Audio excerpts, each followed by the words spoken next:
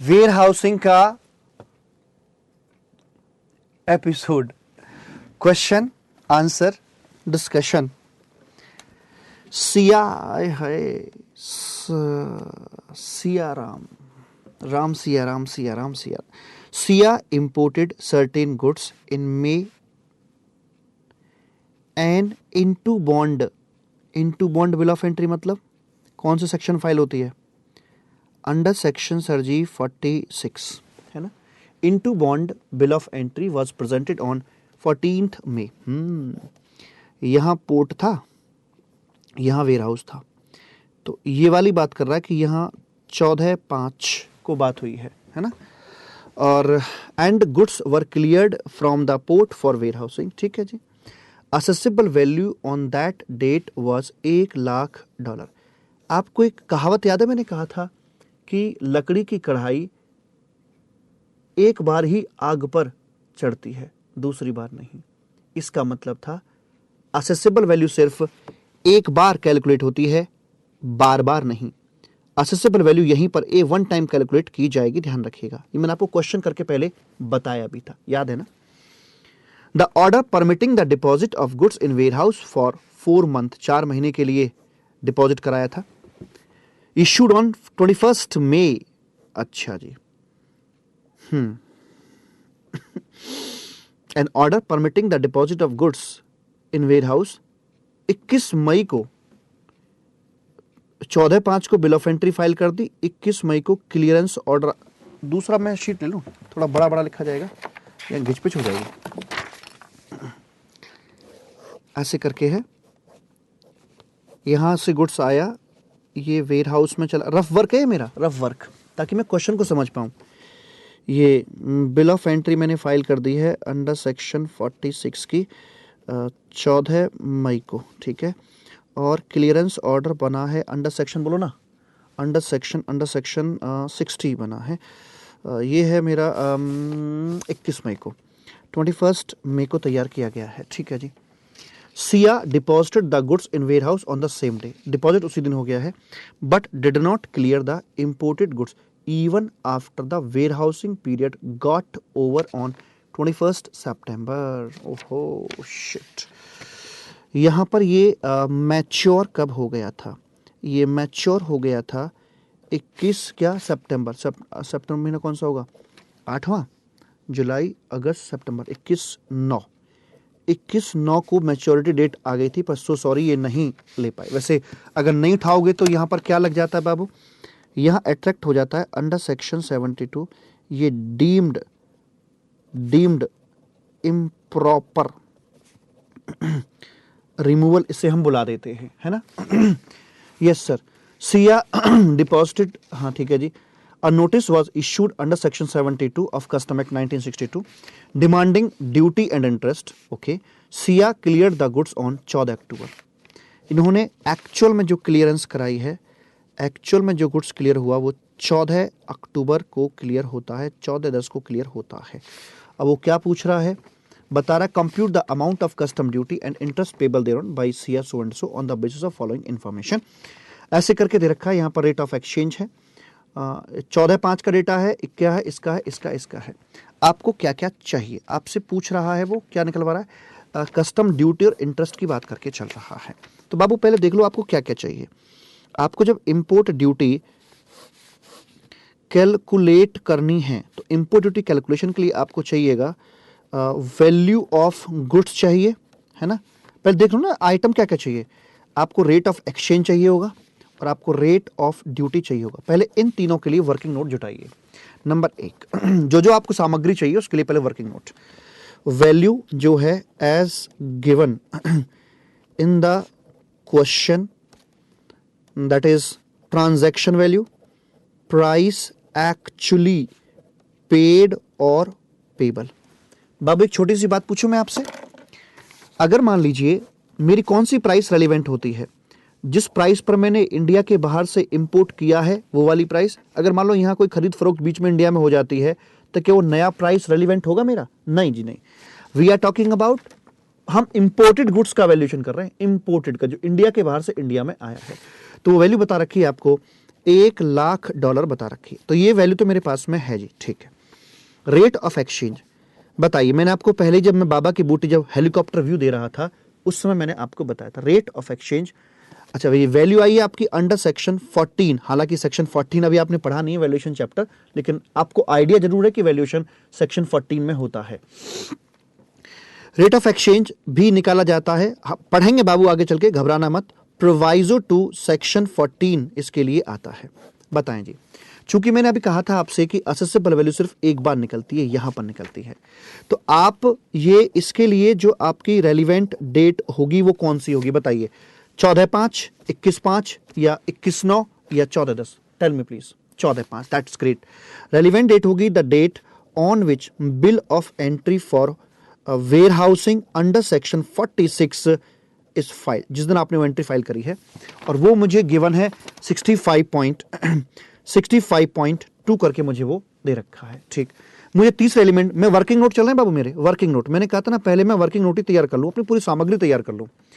Rate of duty मुझे चाहिए होगा रेट ऑफ ड्यूटी के लिए मैं कौन सा रेट लेके चलूं? मेरा एक्चुअल क्लियरेंस है 14/10 का और डीम्ड है इतने का। जब डीम्ड और एक्चुअल आपस में टकराते हैं तो बताइए क्या होगा, कौन सा जीतता है? डीमिंग, डीम्ड और एक्चुअल जब आपस में टकराते हैं तो कौन जीतता है? डीम्ड जीतता है, डीम्ड जीतता है, ठीक है। अरे कैसी बात कर दी भैया इंदौर, गलत जवाब। जब डीम्ड मानते तो अच्छी बात, नहीं तो मानना पड़ेगा।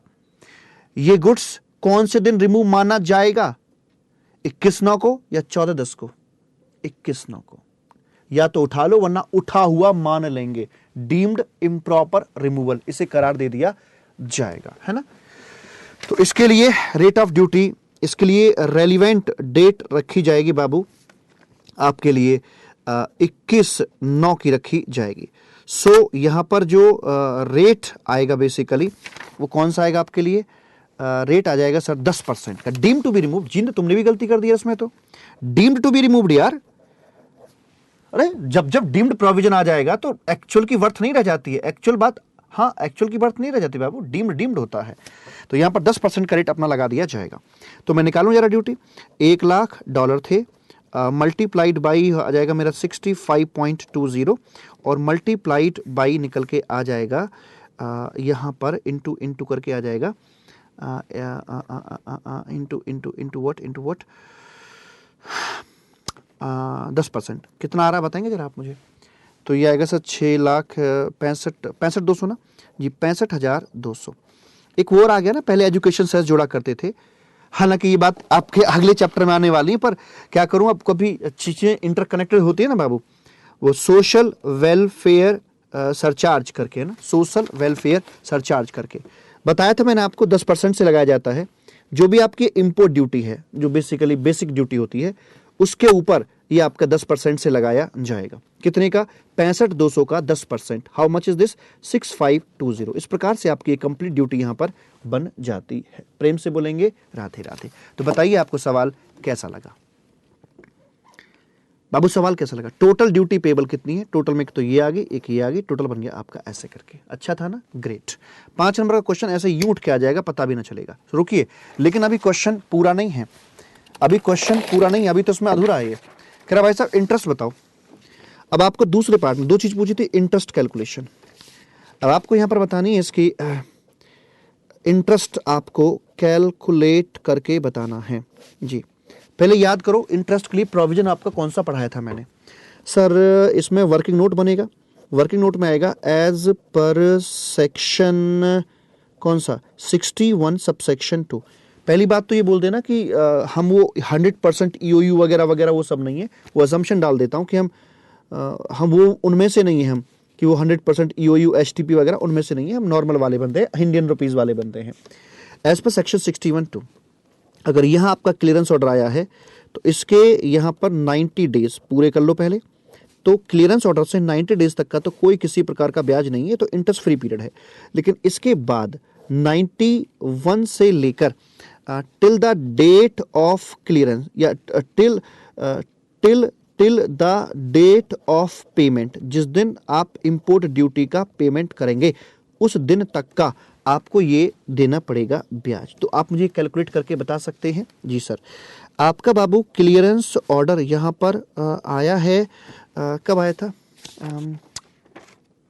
सर? क्लियरेंस ऑर्डर कब आपका आया था? ये ना हमारे पास में कहाँ गई वो स्लाइड, ये कब काम आएगी? ये रहा, क्लियरेंस ऑर्डर था 21 मई को बाबू, 21 मई क्लियरेंस ऑर्डर है यार। यहीं से तो 90 दिन गिनने हैं इसके। अरे गलती मत कर दिए भाई, यहीं से तो 90 दिन गिनने, वेयर हाउसिंग पीरियड काउंट कर रहे हैं इसका हम। Okay okay okay okay. हाँ तो ये आया था। जिंदास तुम्हें क्या खा के आए हो भाई, गलत जवाब दे रहे हो तुम। नहीं सर हमने क्या, अच्छा कैलकुलेट करके बता रहा। अरे मेरा बच्चा, अरे रे मुझे लगा गलत जवाब, वो कैलकुलेट करके बैठा हुआ है। तो ये आएंगे, क्लियरेंस ऑर्डर की डेट है आपकी 21/05। तो इसके 90 दिन जहां पूरे हो जाएंगे वहां तक तो छोड़ दो, कहां पूरे हो रहे हैं जरा बताना। 90 दिन कहां पूरे हुए हैं सर? मई का महीना है ना, तो देखो 10 दिन तो मई में, अप्रैल के बाद 10 दिन तो यहाँ हो गए, है ना। और 21 से 31 मई, 10 मई, जून और जुलाई और सर अगस्त में कितने दिन लग गए? 30, 61, 71, 71 और 71, कितने दिन लग गए भाई? 19 अगस्त आया, कितना आया? 19 अगस्त आया ना, तो ये 19 अगस्त आपका ऐसे करके आ जाएगा। तो क्लियरेंस ऑर्डर से 90 डेज तक कोई बात नहीं होगी। 10 दिन मई में, जून, जुलाई और अगस्त करके ऐसे करके ये आ गया 40, 50, 60, 70, 80, 90। तो विद इफेक्ट फ्रॉम, इंटरेस्ट आना चाहिए विद इफेक्ट फ्रॉम कब से मालिक? 21 अगस्त से आना चाहिए लॉजिकली, हाँ है ना, 20 अगस्त से आना चाहिए। लेकिन बुक में शायद 19 कर रखा है, क्या 20 ही लिया है? Period of 90 days commencing from the date of order made under section 61 expires on, अच्छा ठीक है, इस डेट को एक्सपायर हो जाता है, 19/8 को एक्सपायरी उसकी हो जाती है। So with effect from, with effect from, with effect from, with effect from 20/8 से आपका इंटरेस्ट पीरियड कमेंस हो जाएगा। और यहां से जब 20/8 से कमेंस होगा तो यहां से कहां तक चलेगा? जब तक आप एक्चुअल में ड्यूटी का पेमेंट नहीं कर देते। आपने ड्यूटी कब पे करी बाबू? आपने ड्यूटी कब पे करी है? सर हमने ड्यूटी पे करी है देखो ना यहाँ था, ये रहा, हमने पे करी है सर 14 अक्टूबर को। तो 14 अक्टूबर, जरा गिन के बताओ कि 20/8 से 14 अक्टूबर तक कितना समय होता है? 20 मतलब 20 भी काउंटिंग में आएगा ना, विद इफेक्ट फ्रॉम 20 से है, 20 अक्टूबर से है, तो 20 भी काउंटिंग में आएगा। पहला दिन 20 लगेगा, ध्यान रखना। 19 के बाद से काउंटिंग है तो पहला दिन 20 काउंट किया जाएगा। तो अगस्त का महीना होता है सर जी 31 का, तो अगर मैं 20वां दिन भी काउंट करके चलता हूं तो 20, 21, 22, 12 दिन तो अगस्त में हो गए, 12 दिन अगस्त में हो गए। अगस्त के बाद सितंबर का महीना आएगा, 30 दिन सितंबर में हो गए और 14 दिन हो गए अक्टूबर में, 56 दिन हो गए, 56 डेज। तो 56 डिवाइड बाई 365 15% का है। और कितने पर लगेगा सर? 6 लाख, कितना है ब्याज, कितने पर लगा रहा है? 6,71,561। नहीं, इस पर तो नहीं आएगा, आपका ब्याज लगेगा इस पर 7 लाख, इस पर आएगा ना बाबू? बताओ कौन सी वैल्यू पर आएगा आपका ब्याज? ब्याज कौन सी वैल्यू पर आएगा, बोलो ना। 6,71,560। कोई लॉजिक है इसका? सर SWS पर भी ब्याज आएगा, डेफिनेटली आएगा यार, उस पर भी ब्याज निकल कर आएगा जी, बिल्कुल आएगा। तो ये आ गया आपका 7,17,200 रुपये, 7,17,200 रुपये, 7,17,200 रुपये। जरा बताएंगे कितना आ रहा है निकल के आपका? 7,17,200 into 15 divide by 100 into 56 into 365। जी बताएं, हाउ मच इज दिस? 16,505। चलो 16,505 आपका ये निकल कर आ जाता है। तो बाबू क्वेश्चन अच्छा था ना, है ना? कहाँ आपको सोचने वाली बात थी? कुछ नहीं, बस थोड़ा सा प्रोविजन आपको क्लिक करनी चाहिए माइंड के अंदर, वरना क्वेश्चन बहुत अच्छा था। Next question 16,505। आगे बात करते हैं, write a short note on bonded warehouse. Write a short note on bonded warehouse. Bonded warehouse का मतलब, अरे वही ला, ये भी कोई नोट है। बॉन्डेड वेयर हाउस के बारे में आप बहुत कुछ लिख सकते हो, बहुत बहुत कुछ। ये 3 प्रकार के होते हैं, एक सेक्शन 57 में, 58 ए के अंदर पब्लिक, प्राइवेट एंड दिस इनका इशुएंस किया जाता है। कैंसिलेशन 58 बी के अंदर होकर चलता है। Only dutiable goods can be kept in this, ये कस्टम एरिया का पार्ट होता है। यहाँ पर ड्यूटी, जब हम बिना ड्यूटी भरे हुए गुड्स को डिपॉजिट यहाँ पर किया जा सकता है, इसके लिए बॉन्ड भरना होता है। ढेर सारा, एक पूरा ऐसे लिख सकते हैं आप बॉन्डेड वेयर हाउस के ऊपर, हाँ या ना। अगर मान लीजिए बॉन्डेड वेयर हाउस में जमा करते समय अगर कोई किसी प्रकार की ड्यूटी पेबल नहीं हो रही थी और जब आप निकालते हैं वो पेबल हो जाती, तो निश्चित तौर पर वो आपको ड्यूटी का पेमेंट करना पड़ेगा, क्योंकि टैक्सेबल इवेंट तब अराइज होती है when goods are removed from the warehouse. प्रेम से बोलेंगे राधे राधे। तो जितना नंबर का क्वेश्चन हो उतनी लेंथ उसको दे दीजिएगा, आप सारी बात लिख सकते हैं इसके अंदर, ठीक है। तो जी मालिक। आगे है, state the provisions relating to licensing of private bonded warehouse under section so and so. तो प्राइवेट को लाइसेंसिंग दी जाती है अंडर सेक्शन 50, बोलो ना 58 में दी जाती है। तो कमिश्नर ऑफ कस्टम ग्रांट करेंगे बस, उसमें इससे और क्या आएगा। कमिश्नर ऑफ कस्टम जो होंगे वहां पर ये करके चलेंगे। Licensing of private bonded warehousing, issuance करने वाले वो हैं, और 58 में, और जो कैंसिलेशन है वो 58 बी में इसका हो जाता है। 58 बी कॉमन था, जिसमें पब्लिक वाले का भी, प्राइवेट का भी, स्पेशल का भी, तीनों को कैंसिल हो जाता है। लेकिन इशुएंस तो दे दिया कमिश्नर, लेकिन जैसे ही कैंसिलेशन की बात कब होती है संदीप? कैंसिलेशन की बात तब होती है सर, जैसे मान लीजिए अगर आप किसी ये इस एक्ट के रूल्स और रेगुलेशंस को फॉलो नहीं करके चल रहे हैं, या आप उन टर्म्स एंड कंडीशंस को कॉन्ट्रावीन करने का आरोप आपके ऊपर लगा हुआ है जिनके तहत आपको लाइसेंस दिया गया था, तो सबसे पहला जो फेज आएगा वो सस्पेंशन का आएगा। आपका ये जो लाइसेंस है इसे सस्पेंड कर दिया जाएगा फॉर द टाइमिंग, जब तक इंक्वायरी चलेगी।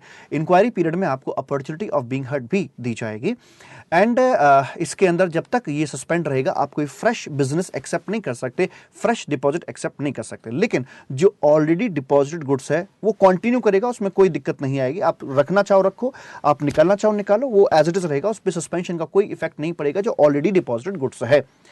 हाँ, उसके बाद में अब जो एलिगेशन है वो प्रूव हो भी सकता है और नहीं भी। एलिगेशन प्रूव नहीं होता है तो सस्पेंशन ऑर्डर को वापस ले लिया जाएगा और सब कुछ नॉर्मल तरीके से हो जाएगा।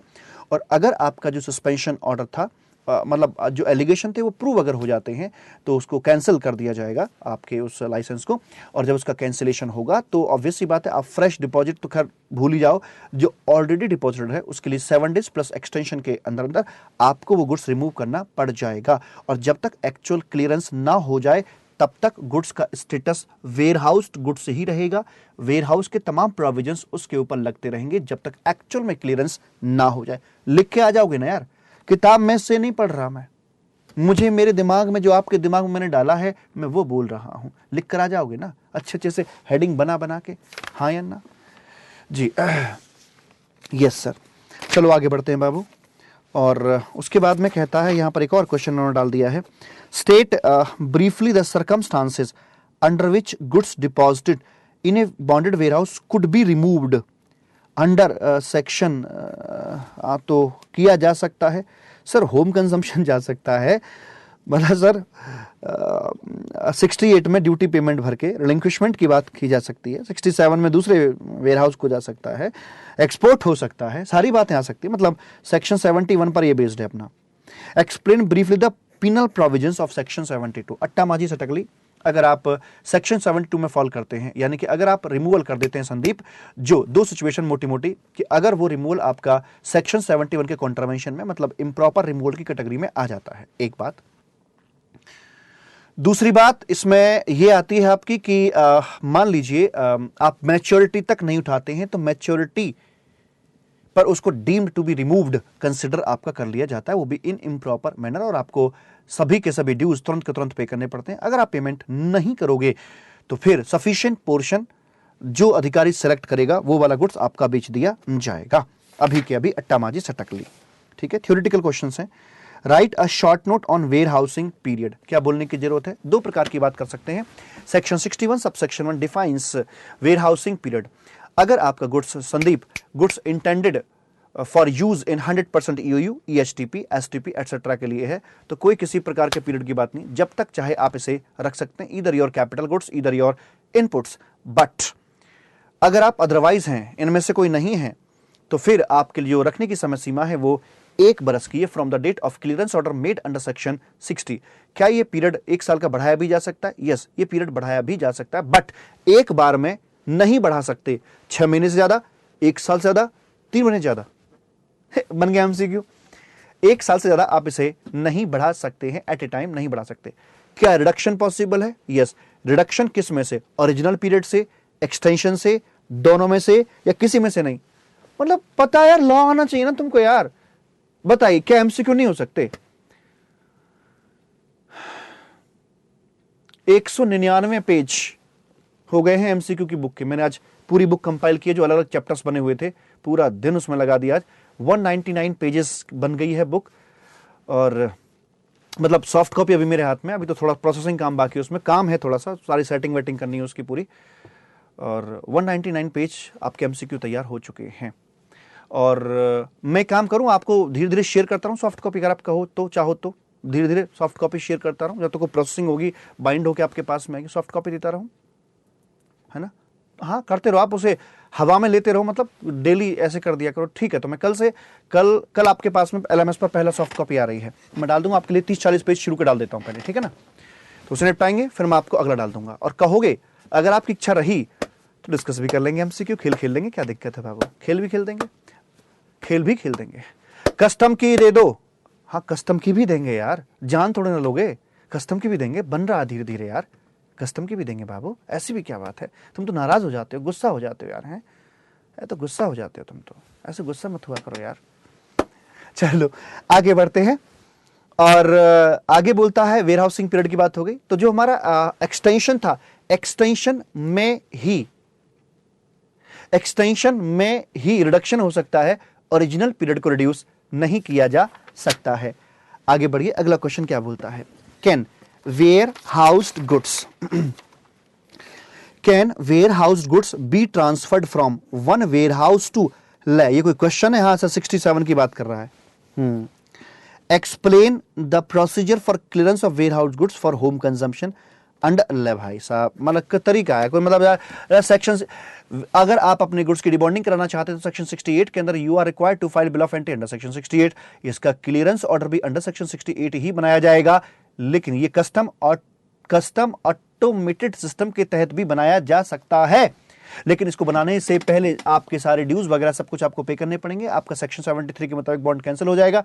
नहीं लिख सकते क्या आप? डिबॉन्डिंग पर एक एस्से नहीं डाल सकते क्या आप ये भी लिख सकते हैं भाई साहब, इसका प्रोवाइजो भी है, सेक्शन 68 का एक प्रोवाइजो भी है कि अगर आप छोड़ना नहीं चाहते छोड़ सकते हैं, और छोड़ने पर आपको इंपोर्ट भर के लिखना, यार दिल खोल के लिखना, डरना मत।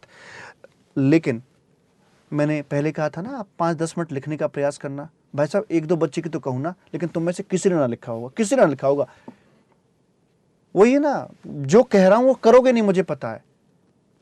इसलिए तो कुछ ही बच्चों के फोटो आप आते हैं इस बुक के ऊपर, कुछ ही बच्चों के फोटो जो मान जाते हैं कहना। 10 मिनट लिख कर देखो यार, मजा सा ना आ जाए तो कहिएगा। चलो आगे। सब्जेक्ट जो मर्जी हो, डीटीओ, आईडीटीओ, लॉ हो, मैं ये नहीं करा कि मेरे सब्जेक्ट को लिखो, लिखना आना चाहिए। हाथ कंगन को आरसी किया और पढ़े लिखे को फारसी किया, लिखना आ गया ना भाई, तो सब्जेक्ट जो मर्जी हो, है ना? Explain the provisions of section 67 and 69, warehouse to warehouse, और ये वही वो रिपीट क्वेश्चन हैं बेसिकली, एक तरीके से स्ट्रेट फॉरवर्ड है। Clearly mention the relevant date in the following cases in warehouse goods under bond, rate of exchange when goods are removed for home consumption. बोलिए, बताइए मालिक, रेट ऑफ एक्सचेंज कौन सा आएगा? लकड़ी की कढ़ाई एक बार ही आग पर चढ़ाई जा सकती है, असेसेबल वैल्यू सिर्फ 1 टाइम निकलती है। When bill of entry under section 46, जब आप फाइल करके चलोगे उस समय का रेट लिया जाएगा। रेट ऑफ एक्सचेंज था यहां पर, ध्यान से सुनना। Rate of duty when goods are removed for home consumption, sir when bill of entry under section 46।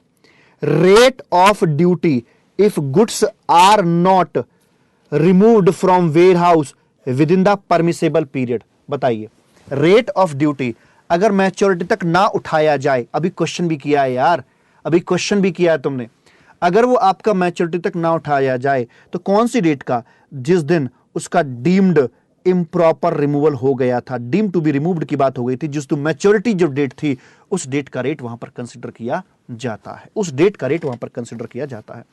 Goods which are not removed within the permissible period are deemed to be improperly removed on the day it should be removed, जिस दिन remove होना चाहिए था या तो उठा ले वरना उठा हुआ मान लेंगे। Thus duty applicable on such date, that the last date on which goods should have been removed is relevant and not the when goods were actually removed। क्योंकि आपके इस क्वेश्चन के अंदर actually removed यहां था, तो इस दिन का ना लिया था मैंने, जिंद मैंने इस डेट का लिया था। राइट है ना जी? हाँ जी बिल्कुल ठीक है जी।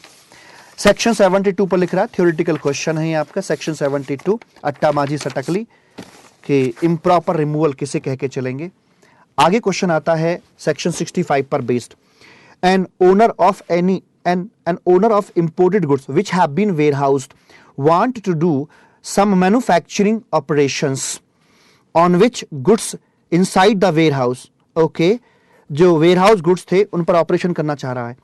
Explain the provisions under custom act 1962 dealing with such operation. Section 65 की वो बात करके चल रहा है। मैं आपको बताऊं, देखिए सबसे पहले जब हम वेयरहाउसिंग के अंदर मैन्युफैक्चरिंग की बात करके चलते हैं तो as per section 65 subsection 1 you need to get permission from the commissioner और प्रिंसिपल कमिश्नर से परमिशन आपको लेनी पड़ती है to do such kind of activities. Number 2, so far as the matter concerned to your waste and scrap, if your final product cleared for home consumption, then related waste and scrap के अंदर जितना भी आपका imported material था, जो warehouse material था, उसके संबंध में अगर आपने final product को export किया है तो अगर फाइनल प्रोडक्ट को एक्सपोर्ट किया है तो रिलेटेड वेस्ट के अंदर जो आपका इंपोर्टेड गुड्स था उसके रिस्पेक्ट में आपको ड्यूटी नहीं भरनी है, बशर्ते कि आप उसे डिस्ट्रॉय कर दीजिएगा या फिर आप उस पर वेस्ट या स्क्रैप के रेट से ड्यूटी भर दें, तो आपको 20% वाली ड्यूटी भरने की जरूरत नहीं पड़ेगी, जो मैंने एग्जांपल में लिया था। If your final product cleared for home consumption, then related waste और स्क्रैप के संबंध में जो भी आपका वेयर हाउस्ड गुड्स था उसके लिए you are always required to pay duties at the rate of 20% as per my example. जो हमने इंपोर्ट किया था उसके केस में हम ऐसे रख के चलते हैं। ठीक है जी, आगे बात करते हैं एन इंपोर्टर। अगला question, an importer having received 100 cask of whiskey, अच्छा, फ्रॉम स्कॉटलैंड, 100 डब्बे आ गए, warehouse them in a bonded warehouse, each cask is reported to contain 1000 litre. भाई साहब ये बड़े टैंक के अंदर हर एक के अंदर 1000 लीटर था। At the time of removal of goods it is found that 50 of the cases containing, cases या कोई एक ही बात है वैसे तो, जो कास्क थे कंटेनिंग 980 लीटर्स, जहां 1000 लीटर थी वो जब बाहर निकाला वेयर हाउस से तो 980 लीटर रह गई। ओ मेरा भिवानी सर, यहां पर लग जाएगा section number 70। It is vaporable nature in goods है, सेक्शन 70 यहां पर अट्रैक्ट होता है, तो उतने के संबंध में जितना आपका है उतने तक में ड्यूटी रेमिशन दे दी जाएगी। सेक्शन 70 पर बेस्ड आपका ही आ जाता है। और लास्ट में है warehousing without warehousing, बिन फेरे हम तेरे। 3 सिचुएशंस में कॉन्सेप्ट आपका आता है। Number 1, proviso to section 46 subsection 1 में, if you are unable to file your complete bill of entry, और आपको थोड़ा समय चाहिए होता है, कोई दस्तावेज वगैरह देना है like certificate of origin, in such a case you may request to the proper officer, custom officer को रिक्वेस्ट करेंगे, वो आपके गुड्स को बिना बॉन्ड के ही वेयर हाउस में, पब्लिक वेयर हाउस में डलवा देगा। This is called warehousing without warehousing. दूसरा, सारी रस्में रिवाज हो चुकी हैं, बिल ऑफ एंट्री वगैरह सब कुछ हो चुका है, but you are unable to clear the goods within reasonable time, तो इन सच ए केस अधिकारी से आप रिक्वेस्ट करेंगे, वो आपके गुड्स को डलवा सकता है पब्लिक वेयर हाउस के अंदर फॉर मैक्सिमम 30 डेज, और if you need an extension तो एट ए टाइम एक्सटेंशन भी 30 डेज का दिया जा सकता है। ये सेक्शन 49 के अंदर था। एक और आता है आपका सेक्शन नंबर 85 करके आता है। 85 के अंदर ये बोलता है कि अगर एक स्टोर सप्लायर है, उसने कुछ स्टोर्स अपने इंपोर्ट किए हैं और वो उनको वेयरहाउस में रखना चाहता है और उस पर बॉन्ड नहीं भरना चाहता, बल्कि ये डिक्लेरेशन दे रहा है कि साहब मैं इसको यहां से जो भी सप्लाई करूंगा, कसम खाता हूं, डिक्लेरेशन देता हूं, मैं फॉरेन गोइंग वेसल या एयरक्राफ्ट को ही सप्लाई करूंगा, जो कि डीम्ड एक्सपोर्ट बन जाता है। डीम्ड एक्सपोर्ट पर इंपोर्ट ड्यूटी ना लगेगी, इसलिए आप मुझसे बॉन्ड भी ना लीजिए। अगर अधिकारी इसकी इस रिक्वेस्ट को मान लेता है तो स्टोर को बिना बॉन्ड के ही वेयरहाउस में रखवाया जा सकता है। These are the 3 situations which is called as warehousing without warehousing.